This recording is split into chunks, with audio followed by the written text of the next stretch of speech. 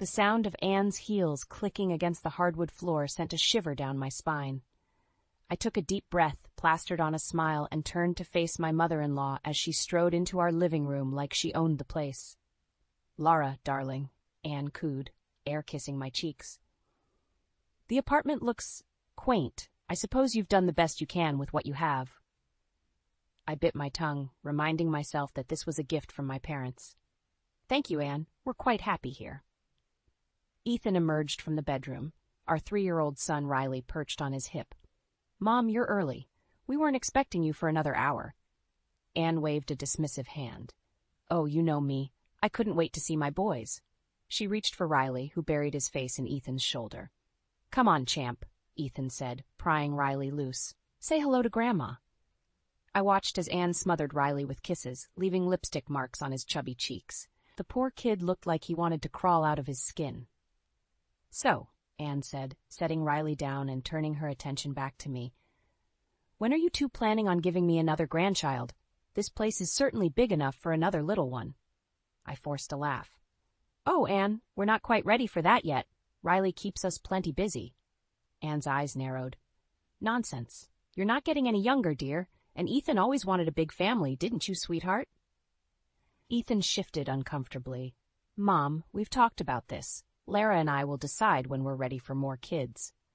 "I'm just saying," Anne persisted. "You don't want to wait too long. You know what they say about geriatric pregnancies." I felt my cheeks flush with anger and embarrassment. Before I could respond, Riley tugged on my pant leg. "Mama hungry." Grateful for the distraction, I scooped him up. "Let's get you a snack, buddy. Ethan, why don't you show your mother around?" As I escaped to the kitchen, I heard Anne's voice trailing behind me. "Really, Ethan, you should consider moving to a house in our neighborhood. It would be so much better for the children." I gripped the counter, trying to steady my nerves. This was supposed to be a quick visit, but I had a sinking feeling it was just the beginning. "Everything okay?" Ethan asked, appearing in the doorway. I forced a smile. "Fine. Just getting Riley his snack." Ethan lowered his voice. "Look, I know my mom can be a bit much, but she means well. Can you just try to get along? For me?" I nodded, not trusting myself to speak. Ethan gave me a quick peck on the cheek before returning to the living room.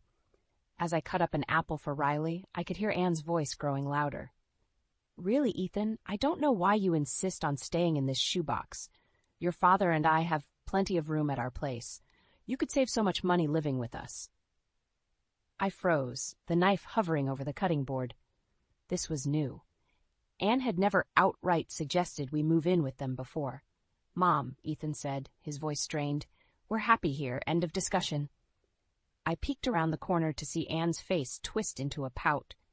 "I'm only thinking of what's best for my family. Is that so wrong?" The tension in the room was palpable. I cleared my throat, desperate to change the subject. "Who's ready for that tour?" As we moved from room to room, Anne's criticisms flowed freely. The paint colors were too dark, the furniture too modern, the artwork not nearly sophisticated enough.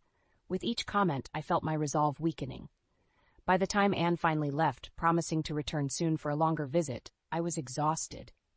I collapsed onto the couch, Riley curling up beside me. Ethan sighed, running a hand through his hair. "That wasn't so bad, was it?" I stared at him incredulously. "Are you serious? She practically invited herself to move in with us." "She's just lonely since Dad's been sick," Ethan said defensively. "We should make more of an effort to include her."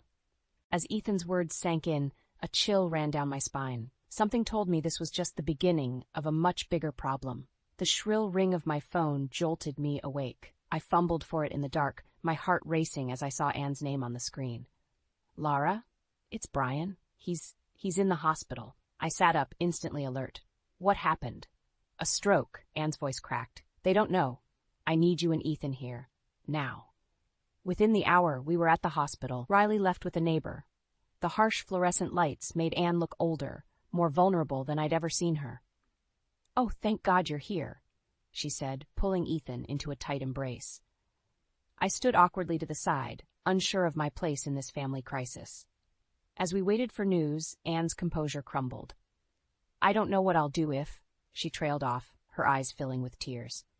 Despite our differences, I found myself reaching out to squeeze her hand. "He's strong. Anne, He'll pull through. The doctor finally emerged, his face grave. Mr. Thompson is stable, but he's suffered significant damage. He'll need round-the-clock care for the foreseeable future. Anne's grip on my hand tightened. Of course, we'll hire the best nurses, whatever it takes. The doctor shook his head. I'm afraid it's not that simple. Mr. Thompson will need a level of care that's difficult to provide at home. I'd recommend a long-term care facility. Absolutely not. Anne interrupted. My husband is coming home with me, and that's final. As the doctor tried to reason with her, I saw the wheels turning in Anne's mind. I knew what was coming before she even opened her mouth. Laura, dear, she said, turning to me with a sickeningly sweet smile. You're not working right now, are you? Surely you could help me care for Brian. It would mean so much to have family around during this difficult time. I felt Ethan stiffen beside me. Mom, we can't just uproot our lives. Can't we? Anne's voice took on a sharp edge. After everything your father and I have done for you, that apartment you're living in rent-free, the least you could do is help when we need you most. I watched the conflict play out on Ethan's face. I knew he felt indebted to his parents, but this was asking too much. We'll figure something out, I said, trying to diffuse the tension. But moving in isn't. I think it's a great idea. Ethan interrupted. I stared at him in disbelief. What? Think about it, Laura. We'd be saving money. Riley would get to spend more time with his grandparents. It makes sense. I felt like I was drowning, my carefully constructed life crumbling around me. Ethan, can we talk about this in private? We stepped into the hallway, leaving Anne to fuss over Brian's unconscious form. Have you lost your mind? I hissed. We can't move in with your parents. Ethan ran a hand through his hair, a sure sign he was stressed. It's temporary, Lara, just until Dad's back on his feet. And how long will that be? Months, years? What about our life, our home? This is family, Ethan said, his voice hardening. Sometimes we have to make sacrifices. I felt a surge of anger. Easy for you to say. You're not the one who will be playing nurse and housekeeper to your mother all day. Is that really all you care about, your comfort? Ethan's eyes flashed with disappointment. I thought you were better than that, Lara. His words stung, but before I could respond, Anne appeared in the doorway. Is everything all right? She asked, her eyes darting between us. Ethan straightened his shoulders. Everything's fine, Mom. We'd be happy to move in and help out. Anne's face lit up with triumph. Oh, I knew I could count on you both. We'll get started on the arrangements right away. As Anne launched into plans for our move, I caught a glimpse of my reflection in the window. I barely recognized the woman staring back at me, trapped, powerless, and utterly alone. I stared at the boxes piled high in Anne and Brian's guest room, our entire life condensed into cardboard containers. The weight of our decision pressed down on me, making it hard to breathe. Laura, where did you put Riley's favorite blanket? Ethan called from downstairs. I sighed, digging through a nearby box. Coming. As I descended the stairs, I caught sight of Anne hovering over Brian in his hospital bed, now set up in the living room. Her saccharine voice grated on my nerves. Oh, Brian, darling, isn't it wonderful having the whole family under one roof? I bit my tongue, handing the blanket to Ethan without a word. He barely glanced at me, too preoccupied with setting up Riley's play area. Laura, Anne chirped, be a dear and fetch Brian's medication, would you? It's time for his next dose. I nodded, retreating to the kitchen. As I sorted through the pill bottles, I heard the doorbell ring. I'll get it, I called, grateful for any excuse to escape. I opened the door to find a woman about my age, holding a casserole dish. Hi there. I'm Jenna, your next-door neighbor. I thought I'd bring over a welcome dish. Relief washed over me at the sight of a friendly face. That's so kind of you. I'm Lara. Would you like to come in for a cup of coffee? Before Jenna could respond, Anne appeared behind me. Who's this, Lara? I introduced Jenna, watching Anne's eyes narrow as she sized up our new neighbor. How lovely, Anne said, her tone anything but. I'm sure Lara would love to chat, but we're quite busy settling in. Perhaps another time? I felt my cheeks burn with embarrassment. Actually, Lara, Ethan interrupted. Mom needs help with Dad's physical therapy. Can you come here? Jenna gave me a sympathetic smile. No worries. We'll catch up soon, okay? As I closed the door, I felt the last of my freedom slipping away. The days blurred together, a monotonous cycle of caring for Brian, catering to Anne's demands, and trying to keep Riley entertained. Ethan grew more distant, spending long hours at work and barely acknowledging me when he was home. One afternoon, while Anne was napping and Brian was stable, I snuck out to the backyard. I needed air, space, anything to clear my head. "Sst, Lara!" I turned to see Jenna waving from over the fence. "Hey, neighbor. Fancy meeting you here in your own yard," she teased. I managed a weak smile. It feels like the first time I've seen daylight in weeks. Jenna's expression softened. "That bad, huh?" Before I knew it, I was spilling everything. The move, the tension with Ethan, Anne's constant criticism. Jenna listened without judgment, offering tissues when the tears started falling. "Lara, honey, you can't keep living like this," she said gently. "Have you thought about leaving?" I stared at her, shocked. I can't. Ethan needs me. Riley needs his father." Jenna shook her head. "What about what you need? You're disappearing, Lara. I can see it happening right in front of me." Her words hit me like a punch to the gut. She was right. I was losing myself, piece by piece. "Lara," Anne's shrill voice cut through the air. "Where are you? Brian needs his bath." I closed my eyes, steeling myself. "I should go." Jenna reached across the fence, squeezing my hand. "Think about what I said, okay? You deserve better than this." As I turned to go back inside, I caught sight of Ethan watching from an upstairs window. The look of disappointment on his face made my stomach churn. That night, as we lay in bed, Ethan finally spoke. "I saw you talking to the neighbor today." "Her name is Jenna," I said, my voice barely above a whisper. "Mom says she's been filling your head with nonsense, telling you to leave us." I sat up, anger flaring. "So you're spying on me now?" Ethan's face hardened. "Someone has to keep an eye on you. You've been neglecting your duties, Lara. Mom's had to pick up your slack." "My duties?" I spat. "I'm your wife, Ethan, not your servant." "Keep your voice down," he hissed. "You'll wake Riley." I stared at him, this stranger wearing my husband's face. In that moment, I made a decision that would change everything. I want a divorce. The words hung in the air between us, heavy and irreversible. Ethan's face contorted in shock, then anger. "A divorce? Are you out of your mind, Lara?" I stood my ground, heart pounding. "I'm serious, Ethan. I can't live like this anymore." He scoffed, running a hand through his hair. "This is ridiculous. You're just tired. Get some sleep, and we'll talk in the morning." But I knew there was no going back. I grabbed a pillow and headed for the door. "I'll sleep in Riley's room tonight." As I settled onto the small couch in Riley's room, my mind raced. How would I manage on my own? Where would we go? The questions swirled until exhaustion finally pulled me under. The next morning, I woke to Riley's gentle pats on my cheek. "Mama, why are you sleeping here?" I forced a smile. "Just wanted to be close to you, sweetie. Let's get you dressed." As we made our way downstairs, the tension in the house was palpable. Anne's eyes narrowed as she saw me. "Ethan told me about your outburst last night," she said, her voice dripping with disdain. "I hope you've come to your senses." I ignored her, focusing on getting Riley his breakfast. Ethan appeared, looking haggard. "Lara, can we talk?" he asked, gesturing to the patio. Once outside, he sighed heavily.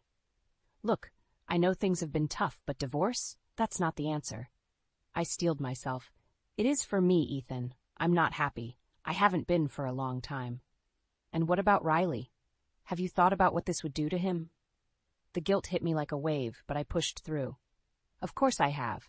But staying in an unhappy marriage isn't good for him either." Ethan's face hardened. "If you do this, you'll regret it. My parents have connections. They'll make sure you never see Riley again." The threat sent a chill down my spine. Before I could respond, Anne's voice called from inside. "Ethan, the movers are here." Confused, I followed Ethan back into the house. Two burly men stood in the entryway, clipboards in hand. "What's going on?" I asked, a knot forming in my stomach. Anne smiled sweetly. "Oh, didn't Ethan tell you? We've decided to sell your apartment. It's time for a fresh start, all together." The room spun. You can't do that. My parents gave us that apartment." "As a wedding gift," Ethan interjected. "And since you're so keen on ending our marriage, I'd say it's fair game." I felt the walls closing in. Our apartment, my safe haven, was being ripped away, and with it any chance of independence. "You planned this," I whispered, the realization dawning. "You knew I was unhappy, so you trapped me here." Anne's smile turned predatory. "Now, Lara, don't be dramatic. We're family. This is what's best for everyone." I watched helplessly as the movers began packing up our life. Riley tugged at my sleeve, confusion in his eyes. "Mama, where are our things going?" I knelt down, fighting back tears. They're coming here, sweetie. We're going to stay with Grandma and Grandpa for a while." As I held Riley close, I caught sight of Jenna through the window. She waved, concern etched on her face. I managed a weak smile, but inside I was screaming. Later that night, as the house finally quieted, I slipped out to the backyard. Jenna was there, waiting. "Lara, what's going on? I saw the movers earlier." The dam broke, and I told her everything. The forced move, Ethan's threats, the loss of our apartment. Jenna listened, her expression growing more horrified. "Lara, this is abuse. You need to get out of there." "How?" I choked out. "They've taken everything. I have nowhere to go, no money of my own." Jenna reached across the fence, gripping my hand tightly. "Listen to me. I have a friend who's a lawyer. She specializes in cases like yours. Let me call her." As I nodded, a light flicked on upstairs. Ethan's silhouette appeared in the window, watching us. "I have to go," I whispered urgently. Jenna squeezed my hand one last time. "Be ready. We're getting you out of there." As I crept back inside, my heart raced, with equal parts fear and hope. For the first time in months, I felt a flicker of control returning. Whatever came next, I knew one thing for certain. I wouldn't go down without a fight. The next morning, I woke with a newfound determination. Jenna's words echoed in my mind, giving me strength. I had to act, and fast. As I made breakfast, Anne hovered nearby, her eyes following my every move. "I hope you've reconsidered your foolish notion of divorce, Lara. It would be such a shame to tear this family apart." I bit my tongue, focusing on Riley's cereal. Ethan walked in, his face a mask of indifference. "Morning," he mumbled, barely glancing at me. I took a deep breath. "Ethan, we need to talk, privately." Anne's eyes narrowed, but she retreated to Brian's room. Ethan sighed, following me to the patio. "What is it now, Lara?" I steeled myself. "I'm leaving. Today. And I'm taking Riley with me." Ethan's face contorted with anger. "Like hell you are. You have nowhere to go, no money, you're nothing without us." His words stung, but I stood my ground. "I've contacted a lawyer. She's helping me file for divorce and emergency custody." Ethan's laugh was cold.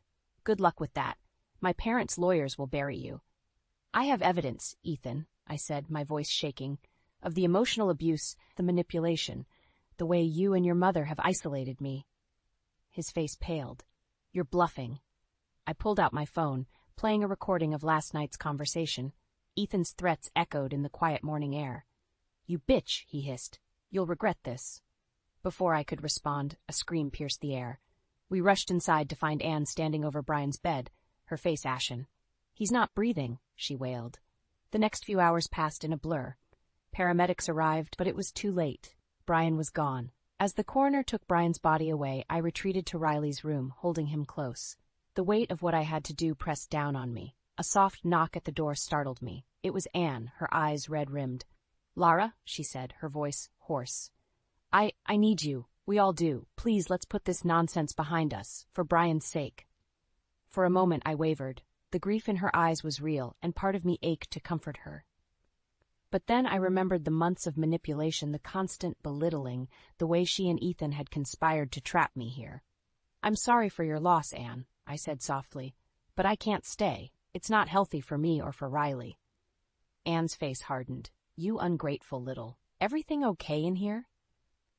Ethan appeared in the doorway, his eyes darting between us. I nodded, gathering Riley in my arms. "We're fine. I was just telling your mother that Riley and I will be staying at a hotel tonight. We need some space." Ethan's jaw clenched.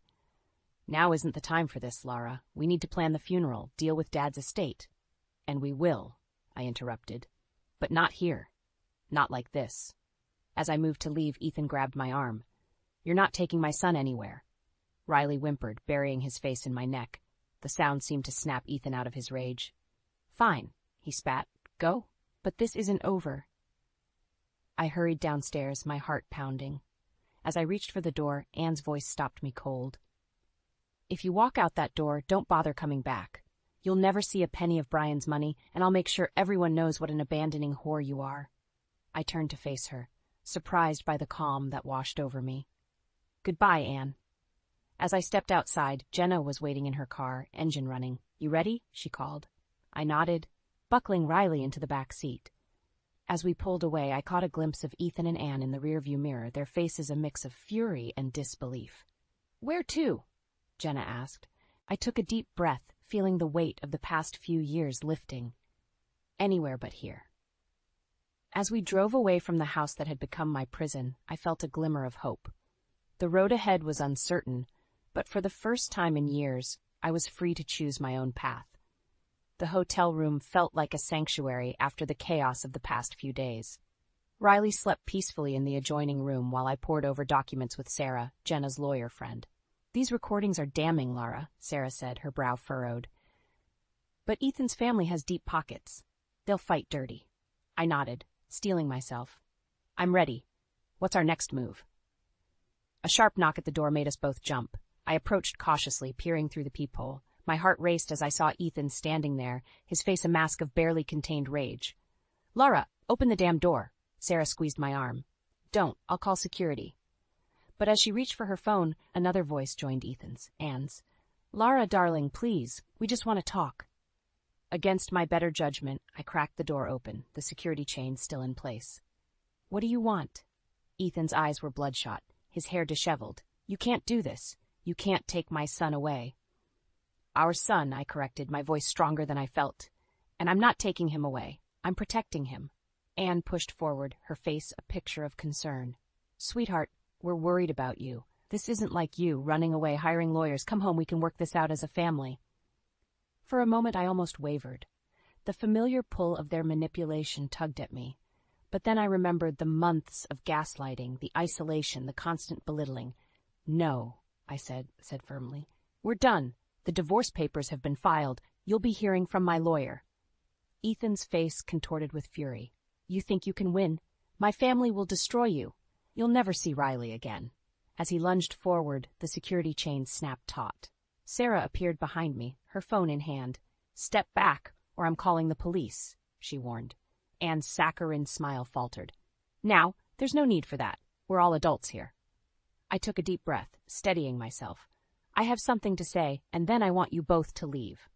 They fell silent, watching me warily. "I know about the affair, Anne."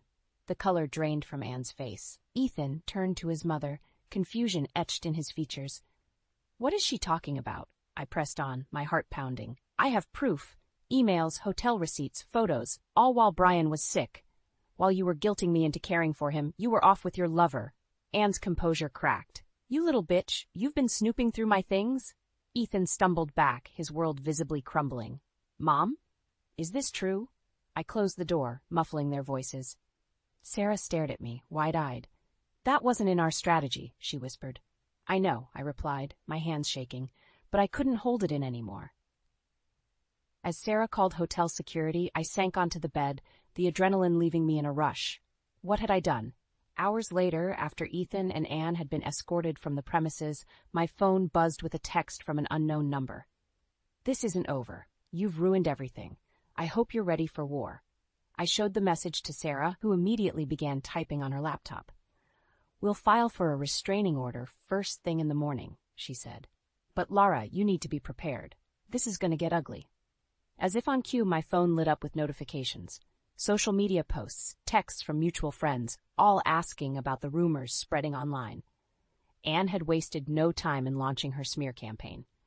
I curled up next to Riley, watching his peaceful face as he slept. The enormity of what lay ahead crashed over me. I had thrown the first punch, exposed Anne's deepest secret. But at what cost? As the night wore on, I wrestled with doubt and fear. Had I made the right choice? Could I really win against Ethan's family and their resources? But as the first light of dawn crept through the curtains, I felt a resolve solidify within me. I had come too far to back down now. For Riley's sake, for my own, I had to see this through. Whatever came next, I would face it head on. The war had begun, and I was ready to fight. The courthouse loomed before me, its imposing facade a stark reminder of the battle ahead. I clutched Riley's hand tightly as we climbed the steps, Sarah and Jenna flanking us protectively. "Remember," Sarah whispered, "stay calm, no matter what they throw at you." I nodded, my throat too tight for words. As we entered the courtroom, I saw Ethan and Anne already seated, their expensive lawyer leaning in close, whispering strategy. The judge called the court to order, and the air crackled with tension. Ethan's lawyer stood, his voice dripping with false concern. Your Honor, we have grave concerns about the welfare of young Riley. Mrs. Thompson has shown erratic behavior, making unfounded accusations and fleeing the family home. I bit my tongue, resisting the urge to shout out. Sarah squeezed my hand reassuringly before rising to speak. Your Honor, my client has extensive documentation of emotional abuse and manipulation at the hands of Mr. Thompson and his mother. We also have evidence of Mrs. Ann Thompson's infidelity during her husband's illness. A gasp rippled through the courtroom. Ann's face turned ashen, while Ethan's jaw clenched visibly. The judge frowned. These are serious allegations. I'd like to see this evidence immediately. As Sarah presented our case, I watched Ethan and Ann whisper furiously to their lawyer. The pit in my stomach grew with each passing moment. Suddenly, Ethan stood up. Your Honor, I'd like to speak. The judge nodded, and Ethan turned to face me, his eyes blazing with a mixture of anger and something else. Desperation? Lara, he said, his voice cracking. I know I've made mistakes. We both have, but Riley needs both of us. Please, can't we work this out? For a moment, I wavered. The familiar pull of our shared history tugged at my heart, but then I remembered the months of gaslighting, the isolation, the constant belittling. No, Ethan, I said firmly. It's too late for that. Anne leapt to her feet. You ungrateful little witch. After everything we've done for you. Mrs. Thompson, the judge barked. Control yourself, or I'll have you removed from this courtroom. As Anne sank back into her seat, her face contorted with rage, I felt a surge of strength. I stood, addressing the judge directly. Your Honor, I've spent years trying to please this family, sacrificing my own happiness and well-being in the process. I'm not asking for money or revenge. I just want to raise my son in a healthy, loving environment. The judge nodded thoughtfully. I've seen enough for today. We'll reconvene tomorrow for my decision. As we filed out of the courtroom, I felt a mix of relief and dread. What if the judge sided with Ethan? What if I lost Riley? Outside, reporters swarmed us, shouting questions about Anne's affair and the family's dirty laundry. Jenna and Sarah formed a protective barrier around Riley and me as we pushed through the crowd. Suddenly, I heard Ethan's voice behind me. Lara, wait! I turned to see him jogging towards us, his face a mask of anguish. Please, can we talk? Just for a minute? Against my better judgment, I nodded. Jenna, can you take Riley to the car? As soon as Riley was out of earshot, Ethan's demeanor changed. His eyes hardened, his voice low and menacing. You think you've won? This is far from over. My mother has friends in high places. We'll make sure you never see Riley again. I felt the blood drain from my face. You wouldn't dare. Try me, he snarled. You've ruined everything. Now I'm going to ruin you. As he stormed off, I stood rooted to the spot, my world spinning. Sarah appeared at my side, her face etched with concern. Lara? What happened? What did he say? I opened my mouth to respond, but no words came out. The weight of Ethan's threat crashed over me, leaving me gasping for air. As we drove away from the courthouse, Riley chattering happily in the back seat, I stared out the window, my mind racing. How far would Ethan and Anne go to keep Riley? What lengths would I have to go to protect him? The war I had started was far from over. And as the sun set on this tumultuous day, I realized that the real battle was just beginning. The courtroom fell silent as the judge cleared his throat. My heart pounded so loudly I was sure everyone could hear it. Riley sat beside me, blissfully unaware of the gravity of this moment. In the matter of Thompson versus Thompson, the judge began, I've carefully considered all evidence presented. The accusations of emotional abuse, manipulation, and infidelity are deeply troubling. I held my breath, feeling Jenna's reassuring hand on my shoulder. It is the decision of this court to grant full custody of Riley Thompson to Lara Thompson, with supervised visitation rights for Ethan Thompson. The room erupted in chaos. I sat stunned, tears of relief streaming down my face. Ethan leapt to his feet, shouting obscenities, while Anne wailed dramatically. Order, the judge bellowed. Mr. Thompson, control yourself or you'll be held in contempt. As the bailiff escorted Ethan and Anne out, I hugged Riley close, whispering, It's over, baby. We're going to be okay. Outside the courthouse, reporters swarmed us. I steeled myself, ready to face them head-on. Mrs. Thompson, how do you respond to accusations that you fabricated evidence against your mother-in-law? I took a deep breath. Every piece of evidence presented was thoroughly vetted by my legal team. The truth has prevailed today, and that's all that matters.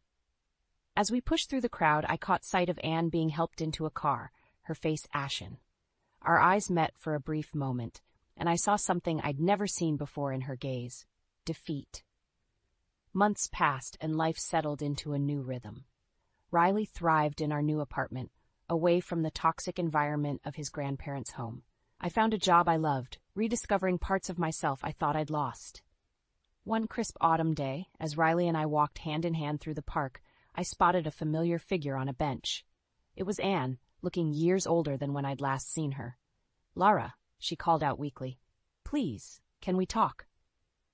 Every instinct told me to keep walking, but something in her voice made me pause. "5 minutes," I said, sitting Riley down with his toys nearby.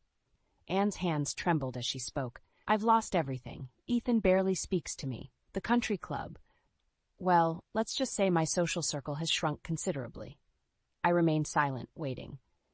"I know it's too late," she continued, "but I want you to know I'm sorry for everything. The way I treated you, the lies, the manipulation. I was so afraid of losing control that I ended up losing everything that mattered." I studied her face, searching for any sign of deceit. Finding none, I nodded slowly. "Thank you for saying that, Anne. It doesn't change the past, but it means something." As I stood to leave, Anne reached out, her eyes pleading. "Do you think, someday, I might be able to see Riley again?" I took a deep breath, weighing my words carefully. "That's not my decision to make anymore. When Riley's older, if he wants to know you, I won't stand in the way. But for now, we need space to heal." Walking away, I felt a weight lift from my shoulders. The last threads of resentment and anger loosened their grip on my heart. That night, as I tucked Riley into bed, he asked, "Mommy, are you happy?" I smiled, realizing the truth of my answer. "Yes, sweetheart, I really am." Later, curled up on the couch with a cup of tea, I reflected on the journey that had brought me here. The pain, the struggles, the moments of doubt, they had all shaped me into the woman I was now. Strong, resilient, free. My phone buzzed with a text from Jenna. "Drinks tomorrow to celebrate your promotion?" I grinned, typing back a quick, "Absolutely." As I gazed out the window at the city lights, I felt a sense of peace wash over me. The future stretched out before me, full of possibilities. For the first time in years, I was excited to see what it held. I had faced my demons, stood up to my oppressors, and come out stronger on the other side. The woman who had once felt trapped and powerless was gone. In her place stood someone new, someone who knew her worth, and wasn't afraid to fight for it. Tomorrow would bring new challenges, new joys, new adventures. But tonight, in this moment, I was exactly where I needed to be. Home. Safe. Free. And as I drifted off to sleep, one thought echoed in my mind. The best revenge isn't destruction or retribution. It's living well, on your own terms. And that's exactly what I intended to do. You think you know someone, and then one day you overhear a truth so sharp, it cuts the foundation of what you thought was real. That's what happened to me on a sunny Saturday afternoon in June, at what should have been a joyful family gathering to celebrate my brother Derek's engagement to his girlfriend Elise. I arrived at my parents' house around noon, a bottle of champagne in hand. Derek greeted me at the door with a huge smile. "Marla, you made it." We hugged, and I followed him inside, where a few relatives were already mingling in the living room. I scanned the room for Elise and spotted her in the kitchen with my mom. "I'll be right back. Just going to put this in the fridge," I told Derek, heading to the kitchen. As I approached, I overheard Elise's voice, low and mocking. "And did you see that tacky ring he got me? I mean, you'd think with all his supposed success he could afford something halfway decent. But hey, once we're married, it's just a matter of time before I have access to the real money." I froze in the doorway, my stomach dropping. I couldn't believe what I was hearing. Elise, the woman my brother was about to marry, was only after his money? I ducked back out of view before they noticed me, my mind reeling. "Marla, there you are." Derek appeared beside me, startling me. "Ready to get this party started?" I forced a smile onto my face. "You bet. Let's celebrate." The next few hours crawled by in a haze. I watched Elise mingle and laugh, playing the part of the blushing bride-to-be, while an icy fist clenched tighter and tighter in my gut. I couldn't stand seeing her with her arm looped through Derek's, flashing her ring and gushing about wedding plans, knowing it was all fake. As the party wound down and guests started to leave, I pulled Derek aside. "Hey, can we talk for a sec, privately?" "Sure, what's up?" He followed me out to the back patio. I took a deep breath. "Derek, I overheard something today. Something Elise said. I think she might be using you for your money." Derek's brow furrowed. "What? That's ridiculous. Elise loves me. She would never do that." "I know it sounds crazy, but I heard her myself. She was making fun of your engagement ring and talking about getting access to your money once you're married." No way. You must have misunderstood." Derek shook his head, looking at me like I'd lost my mind. "Elise is the most genuine, caring person I know. I can't believe you'd even suggest that." "I'm just trying to look out for you," I pleaded. "I know what I heard." "I think you're just jealous," he snapped. "You've always had to be the center of attention, and now that I'm happy, you can't stand it. I'm not going to let you ruin this for me." With that, he turned and stormed back inside, leaving me alone on the patio, stunned and hurt. I couldn't believe he didn't trust me. But I knew deep in my bones that I was right about Elise, and I wasn't going to rest until I could prove it, no matter what it took. I had to save my brother from that gold-digging viper masquerading as the perfect fiancé. This was only the beginning. I steeled myself for the battle ahead as I headed back inside to say my goodbyes, already forming a plan. After the disastrous confrontation with Derek at the engagement party, I spent a sleepless night tossing and turning, Elise's mocking words echoing in my head. I couldn't shake the feeling that my brother was walking blindly into a trap, and it was up to me to save him. The next morning, I called up my old friend Jenna, who worked as a private investigator. "Jenna, I need your help. It's about Derek's fiancée, Elise. I think she's bad news." "Okay, slow down," Jenna said. "What makes you think that?" I recounted what I'd overheard at the party. "I tried to warn Derek, but he wouldn't listen. He thinks I'm just jealous. But I know what I heard, Jenna. She's using him." "All right, I'll see what I can dig up. Give me a few days." True to her word, Jenna called me back 3 days later. "Marla, I think you're onto something. I did some digging into Elise's background, and let's just say her past is shadier than a palm tree in July." "What did you find?" I asked, my heart pounding. "Seems like our girl Elise has a history of latching on to wealthy men, bleeding them dry, then moving on to the next target. She's got a trail of broken hearts and empty bank accounts in her wake." "I knew it." I felt a surge of vindication, quickly followed by a chill of fear for my brother.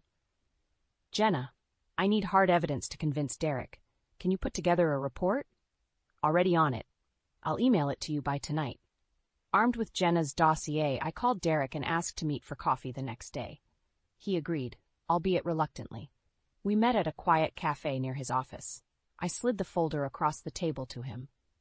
"Derek, I know you think I'm just being a jealous sister, but please hear me out. Jenna did some digging on Elise, and it's not good." Derek's jaw clenched as he flipped through the pages, his eyes scanning the damning evidence.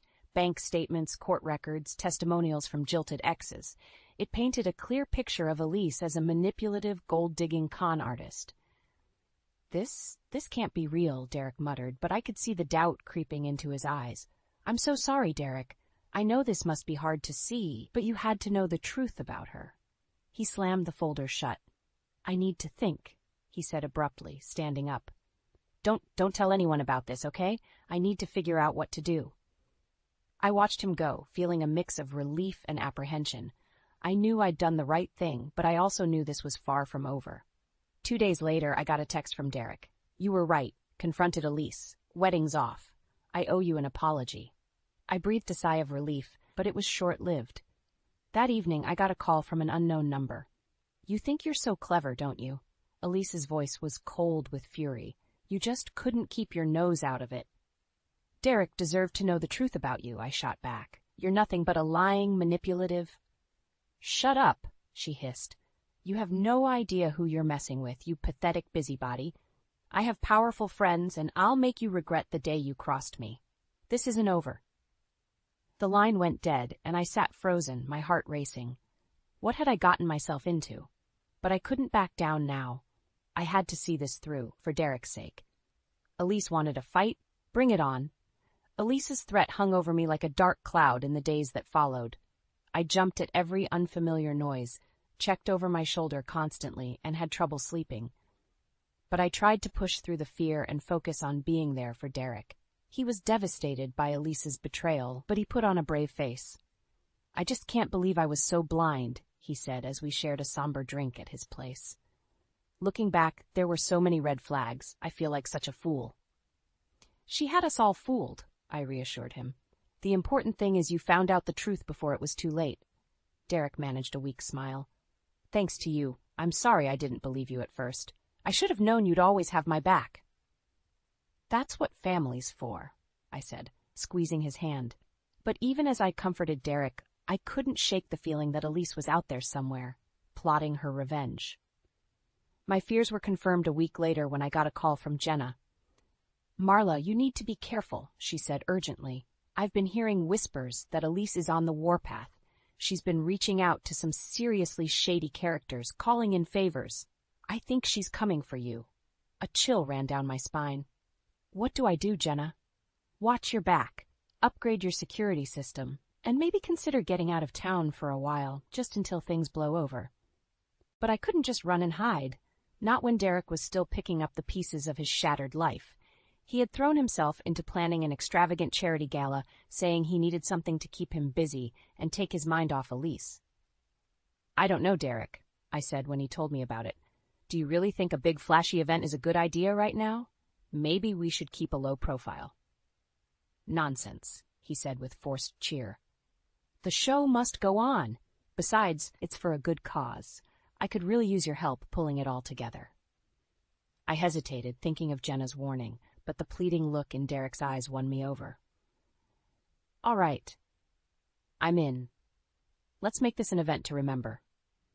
We threw ourselves into the preparations, and for a while, I was able to push thoughts of Elise and her threats to the back of my mind, but they came rushing back with a vengeance 2 days before the gala. I was at Derek's place, going over the final guest list, when his phone buzzed with an incoming text. He glanced at it and went pale. "It's from Elise." My blood ran cold. "What does it say?" With shaking hands, he showed me the screen. "Looks like you're going to have a full house at your little party. Shame if something were to happen to all those nice rich people. But I'm sure you've got great security, right? Hate for there to be any accidents." I felt sick. "Derek, you have to cancel the gala. This is serious. She's threatening people's lives." He sank into a chair, head in his hands. I can't. It's too late. Everything's already paid for. The invitations are out. I'll hire extra security, take every precaution." I knelt in front of him, forcing him to meet my eyes. "Derek, listen to me. No event is worth risking innocent lives. You have to shut it down. We'll find another way to support the charity, but this ends now." For a moment he hesitated, fear and indecision warring on his face. Then his expression hardened with resolve. "You're right. I'll make the calls. The gala's off." He stood and walked out of the room, phone already at his ear. I slumped back against the couch, letting out a shaky breath. We'd averted one disaster. But I knew, deep in my bones, that this was only the beginning of Elise's revenge, and I had no idea just how far she would go. The fallout from canceling the gala was immediate and intense. Derek was bombarded with angry calls and emails from guests demanding explanations, vendors demanding compensation, and the charity expressing disappointment at the lost funding. He handled it all with grim determination, apologizing profusely and absorbing the financial hits, but I could see the toll it was taking on him. "I'm sorry, Derek," I said for the 100th time as we sat in his living room, surrounded by the detritus of the canceled event. Unused invitations, seating charts, catering menus. "I know how much this meant to you." He shook his head warily. "It's not your fault, Marla. You were right to insist on canceling. I just wish—" He trailed off, his eyes distant. I understood.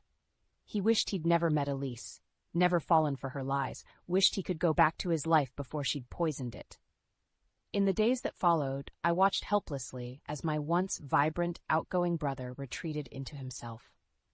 He went through the motions at work, but the spark was gone from his eyes. He stopped returning friends' calls, stopped going out. It was like Elise had stolen a piece of his soul, and he didn't know how to get it back. I knew I had to do something, so I made a decision, one that I knew Derek wouldn't like. I was going to confront Elise directly. Using the information Jenna had gathered, I tracked Elise down to a high-end spa on the outskirts of town. I staked out the parking lot, and when I saw her emerging, I stepped out of my car and blocked her path. "We need to talk," I said, my voice hard. Elise looked me up and down with a sneer. Well, if it isn't the meddling sister, what do you want?" "I want you to leave my brother alone. Stop threatening him. Stop trying to ruin his life. Just walk away." She laughed, a cold, mirthless sound. "Oh, sweetie, you have no idea who you're dealing with, do you? You think you can just order me around like one of your little office lackeys?" She stepped closer, her eyes glinting with malice. "I will destroy you. I will take everything and everyone you love, starting with your precious brother, and I will burn it all to the ground, and there's not a damn thing you can do to stop me." My hands clenched into fists at my sides. "You're wrong. Derek knows what you are now. He's done with you." "Is that so? Then why has he been calling me, begging me to take him back?" My heart stopped. "You're lying." Elise held up her phone, showing me her call log. Derek's name, over and over. Poor thing is so broken up about losing me. It's only a matter of time before he comes crawling back. And when he does, I'll bleed him for every penny, and I'll make sure he knows it's all your fault. Red rage clouded my vision. Before I knew what I was doing, I lashed out, slapping the phone from her hand. It clattered to the pavement, the screen shattering. Elise's eyes burned with fury. "You'll pay for that, you bitch," she hissed, lunging for me. I braced myself, but before she could make contact, a voice rang out. "That's enough." We both turned to see Jenna striding toward us, a fierce expression on her face. "Elise Stanton, I'm placing you under citizen's arrest for extortion, threats, and multiple counts of fraud." Elise gaped at her. "You can't do that." "Oh, I can, and I am. I've got enough evidence to put you away for a long time. Boys?" She nodded to two burly men who had appeared behind her. "Cuff her." As they wrestled a screaming, cursing Elise into a waiting car, Jenna turned to me. "You okay?" I let out a shaky breath. "I will be. Thank you, Jenna, for everything." She hugged me. "That's what friends are for. It's over, Marla. She can't hurt you or Derek anymore." I wanted to believe her, but as I watched the car carry Elise away, I couldn't shake the feeling that this was far from the end. If anything, the real battle was just beginning. Elise's arrest should have been the end of it, but deep down I knew better. Someone as manipulative and well-connected as her wouldn't go down without a fight. And I was right. Less than 24 hours after Jenna had taken her into custody, I got a call. "She's out," Jenna said without preamble. Somehow made bail. My blood turned to ice in my veins. "How is that possible? I thought you said the evidence against her was airtight." "It is," Jenna said grimly, "but seems she's got friends in high places. Some hotshot lawyer swooped in, greased some palms. I'm sorry, Marla. I thought we had her." I took a deep, steadying breath. "It's not your fault, Jenna. You did everything you could. This just means we have to be extra careful. She'll be coming for us now. For me." I hung up and immediately called Derek, warning him about Elise's release and pleading with him to be cautious and alert. He was shaken but resolute. "We won't let her terrorize us anymore," he vowed. "It's time we put an end to this, once and for all." Easier said than done. Over the next few days, Elise's campaign of harassment and intimidation kicked into high gear. I received threatening messages. My car was vandalized, and I could swear I was being followed everywhere I went. Derek experienced similar incidents. Slashed tires, ominous packages left on his doorstep. It was psychological warfare, designed to make us feel vulnerable and afraid in our own lives. But we weren't about to back down. With Jenna's help, we started gathering even more evidence against Elise. Records of her past cons, testimonies from her previous marks, anything that would help ensure a conviction and a long sentence. It was risky, poking the hornet's nest, but we were determined to build an unassailable case. All the while, I was looking over my shoulder, jumping at shadows. The worst part was not knowing when or how Elise would strike. The anticipation was its own kind of torture. It all came to a head a week later. Derek called me, his voice tight with barely controlled panic. "Marla, she's here. Elise, she's in my apartment." My heart seized. "What? How? Derek, get out of there now. I'm calling the police." No police. She says, She says if we involve the authorities, she'll hurt Mom and Dad. Marla, I don't know what to do. Stay calm, I said, though I was anything but calm myself. I'm on my way. Just keep her talking, okay? Don't let her do anything rash. I broke every speed limit racing to Derek's place, all the while trying to come up with a plan. By the time I burst through his door, my heart was hammering out of my chest. I found them in the living room, Derek white-faced and shaking, Elise cool and composed with a smug smile playing about her lips. Ah, Marla, so good of you to join us, she purred. Elise, I said evenly, fighting to keep my voice steady. You need to leave, now. She laughed. Oh, I don't think so. You see, Derek and I were just coming to an understanding, weren't we, darling? Derek wouldn't meet my eyes, his head down. Elise continued. Here's how it's going to go. You two are going to drop this little crusade against me. All the evidence, all the witnesses. It all disappears. And in return, I'll let your family live in peace. Refuse. And, well, I can't be held responsible for what might happen to poor, sweet Mom and Dad. Rage and terror warred within me. This was the showdown I'd been dreading and anticipating. The moment of truth.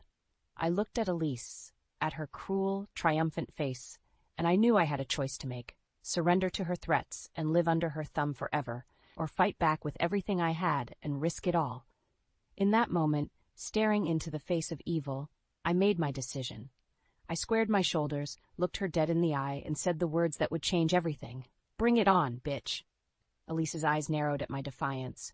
You're making a big mistake, Marla. You have no idea what I'm capable of. No, Elise, you're the one who's mistaken. I shot back, my voice steady, despite the fear churning in my gut. You've underestimated me, my brother, and the power of the truth, and that's going to be your downfall.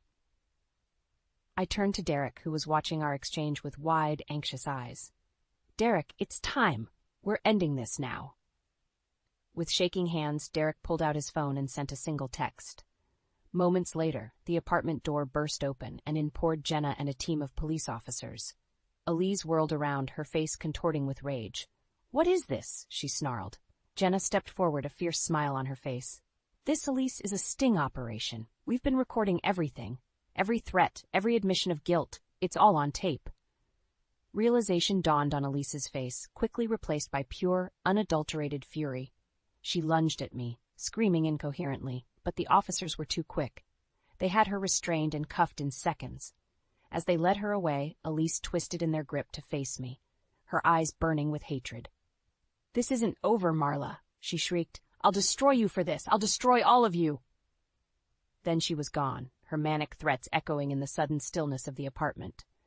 I turned to Derek, my knees weak with relief. We did it, I said, my voice barely above a whisper. We got her. He pulled me into a fierce hug, his whole body trembling. I'm so sorry, Marla, for everything. I should have listened to you from the start. It's okay, I murmured, holding him tight. It's over now. We're safe. But even as I said the words, I knew they weren't entirely true. Elise might be in custody, but her venom ran deep. This wasn't the end. It was just the beginning of a whole new battle. That battle began in earnest at Elise's trial. Despite the mountain of evidence against her, she fought tooth and nail, her high-priced lawyers using every dirty trick in the book to try and discredit our testimony. On the stand, under the heat of the defense's cross-examination, I felt like I was the one on trial. They painted me as a jealous, manipulative sister, twisting my every word against me. But I held firm, clinging to the truth like a lifeline. Derek faced even worse in his testimony, forced to relive the pain and humiliation of Elise's betrayal. But he too stood strong, his voice never wavering as he laid bare the depths of her deceit. And then, the moment we'd been waiting for. Jenna took the stand, and one by one, she presented the recordings, the documents, the irrefutable proof of Elise's crimes. With each piece of evidence, I watched Elise's composure crack, her icy facade melting under the heat of her own incriminating words. In the end, the jury deliberated for less than an hour. When the verdict came back, the courtroom erupted, guilty on all counts. Elise was sentenced to 15 years in prison, with the possibility of more time pending further investigation into her past crimes. As they led her away in cuffs, Elise shot me one last venomous glare. Rot in hell, she hissed. Both of you. I just smiled, feeling the weight of months of fear and stress lift from my shoulders. Enjoy prison, Elise. I hear orange is the new black. Derek and I walked out of the courthouse into the blinding sunlight, hand in hand. It was over. We were free. But as we stepped into the world ready to rebuild our lives, I couldn't shake one nagging thought. Elise still had powerful allies, a network of corruption and deceit. Was this truly the end? Or was it just a temporary reprieve in a war that was far from over? Only time would tell. But one thing I knew for certain, whatever battles lay ahead, Derek and I would face them together. And together, we were unbreakable. The morning after Elise's conviction, I woke to the shrill ring of my phone. Bleary-eyed, I glanced at the caller ID. Derek. A cold knot formed in my stomach as I answered. Derek, what's wrong? Turn on the news, he said, his voice strained. Now. I fumbled for the remote, my heart pounding. The TV flickered to life, and there she was. Elise, being led out of the courthouse in cuffs, a reporter shoving a microphone in her face. Miss Stanton, do you have any comment on the allegations that you bribed a juror in your trial? My blood turned to ice. Bribery? But before I could even process the implications, Elise spoke. I have been wrongfully convicted, she declared, her voice ringing with righteous indignation. And I know exactly who's behind this travesty of justice, Marla Newman. The camera cut to a picture of me, and I felt like I'd been punched in the gut. What was she doing? Marla was obsessed with me, jealous of my relationship with her brother, Elise continued, her eyes wild. She orchestrated this entire thing to destroy me. She threatened me, blackmailed me, and now she's tampering with the jury to make sure I go down. That's insane, I shouted at the screen. She's lying. But the reporter was already running with it. Shocking allegations from the convicted con artist Elise Stanton. Could this be a case of a vengeful sister going too far? Stay tuned as we investigate these explosive claims. I clicked off the TV, numb with shock and fury. She was doing it again, twisting the truth to paint herself as the victim. And now she was dragging me down with her. My phone exploded with notifications, texts, emails, social media tags, everyone wanting to know if it was true, if I really was the psycho-obsessed sister Elise made me out to be. I called Jenna in a panic. You have to do something, I pleaded. She's destroying me. Jenna was already on it. We'll counter her lies with the truth, she assured me. I've got your back, Marla. We all do. But the damage was done. Over the next few days, despite Jenna's efforts, the media latched onto Elise's narrative. Every mistake I'd ever made, every flaw and imperfection was dredged up and put on display. My life became a waking nightmare of harassment and accusations. Even Derek began to doubt. Are you sure you didn't, I don't know, maybe go a little too far? He asked hesitantly one night. I stared at him, hurt and disbelief rendering me speechless. After everything, how could he even question me? Seeing my face, he backpedaled. I'm sorry, I didn't mean, I know you'd never do what she's accusing you of, I'm scared, Marla. I softened, pulling him into a hug. I know, I am too, but we can't let her win. We have to fight. And fight we did. Jenna worked tirelessly to discredit Elise's claims, to prove that the bribery allegations were just another desperate ploy from a cornered liar. Slowly, painfully, the tide began to turn. Then, a bombshell. One of Elise's old associates came forward, offering proof that Elise herself had orchestrated the bribery scandal in a last-ditch effort to force a mistrial and escape justice.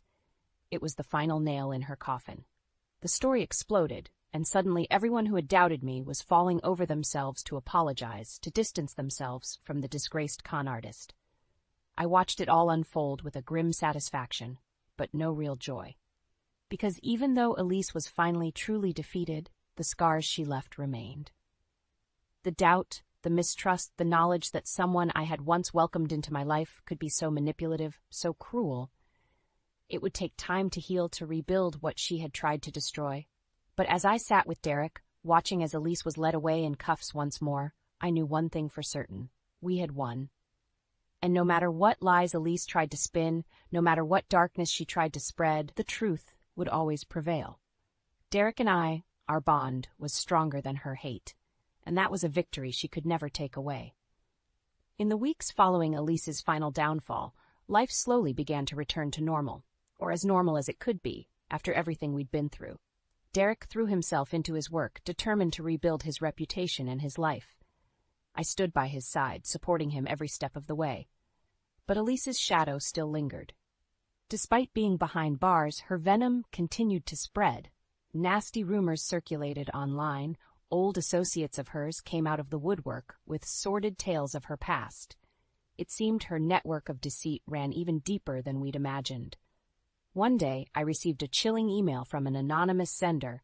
"You think you've won, but you have no idea what's coming," it read. "Elise has friends in high places. Watch your back." I showed the message to Jenna, my hands shaking. "It never ends," I said, my voice breaking. "She's still tormenting us, even from prison." Jenna's face hardened with resolve. "We'll find out who sent this," she vowed, "and we'll make sure they face consequences, just like Elise." True to her word, Jenna launched an investigation, and what she uncovered was staggering. Elise's web of corruption extended far beyond what we'd ever imagined. Crooked lawyers, dirty cops, even a judge or two in her pocket. It was a hydra of deceit, and every time we cut off one head, two more seemed to sprout in its place. But we kept fighting. Derek and I gave interviews, telling our story, exposing Elise's lies. Slowly, the tide of public opinion began to turn. Elise's empire crumbled, her allies scattering like rats from a sinking ship. Finally, the day of reckoning came. Elise and her co-conspirators were brought up on a slew of new charges: racketeering, obstruction of justice, witness tampering. It was the trial of the century, and Derek and I were the star witnesses. On the stand, facing Elise once more, I felt a strange calm settle over me. She glared at me, her eyes full of impotent rage, but I stared back unflinching. She had no power over me anymore. "Tell the court what happened, Marla," the prosecutor prompted. And I did. I told my story, our story, holding nothing back. I laid bare every manipulation, every cruel machination, and as I spoke, I watched Elise's face contort with fury, then fear, then finally defeat. The verdict was swift and unanimous. Guilty on all counts. Elise was sentenced to an additional 20 years, her allies receiving similarly harsh sentences. It was over. Really, truly over. As they led Elise out of the courtroom for the last time, she twisted in the officer's grip to face me. "I'll get out someday," she snarled. "And when I do, I'll come for you. I'll make you pay for this." I just smiled sadly. "No, Elise, you won't. You're going to spend the rest of your life in a cage, with nothing but your anger and your regrets for company, and that's a fate far worse than anything you could ever do to me." With that, I turned my back on her, walking out of the courthouse and into the sunlight. Derek was waiting for me, a tentative smile on his face. "Is it really over?" he asked. I took his hand, squeezing it tight. "It's over. She can't hurt us anymore. We're free." And as we walked away, hand in hand, I felt a lightness in my heart that I hadn't known in years. The nightmare was finally over. And while the scars would always remain, I knew that Derek and I would heal, together. We had each other. We had the truth. And in the end, that was all that mattered. Elise had tried to destroy us, but she had only made us stronger. Our bond was unbreakable, forged in the fire of her hatred. And as we faced the future, unsure but unafraid, I knew one thing for certain. Whatever challenges lay ahead, we would face them head-on, side by side. Because that's what family does. And Derek and I? We were family, now and always.